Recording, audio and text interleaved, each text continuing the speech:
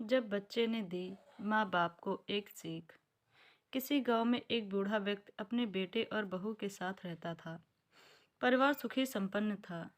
किसी तरह की कोई परेशानी नहीं थी। बूढ़ा बाप जो किसी समय अच्छा खासा नौजवान था, आज बुढ़ापे से हार गया था। चलते समय लड़खड़ाता था। लाठी की जरूरत पड़ने लगी। चेहरा झुर्रियों से भर चुका था। बस अपना जीवन किसी तरह व्यतीत कर रहा था। घर में एक चीज अच्छी थी कि शाम को खाना खाते समय पूरा परिवार एक साथ टेबल पर बैठकर खाना खाता था। एक दिन ऐसे ही शाम को जब सारे लोग खाना खाने बैठे, बेटा ऑफिस से आया था, भूखा ज्यादा था, सो जल्दी से खाना खाने बैठ गया और साथ में बहू और उसका एक बेटा भी खाने लगे।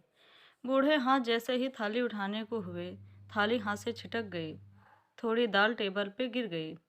बहू बेटे ने घृणा दृष्टि से पिता की ओर देखा और फिर से अपना खाना खाने लगे।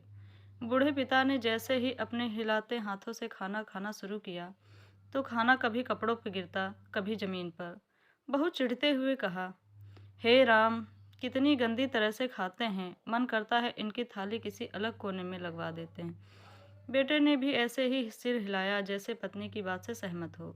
उनका बेटा यह सब मासूमियत से देख रहा था। अगले दिन पिता की थाली उस टेबल से हटाकर एक कोने में लगवा दी गई। पिता की डबडबाती आंखें सब कुछ देखते हुए भी कुछ बोल नहीं पा रही थी। बूढ़ा पिता रोज की तरह खाने खाने लगा। खाना कभी इधर गिरता, कभी उधर। छोटा बच्चा अपना खाना छोड़कर लगातार अपने दादा की तरफ देख रहा था।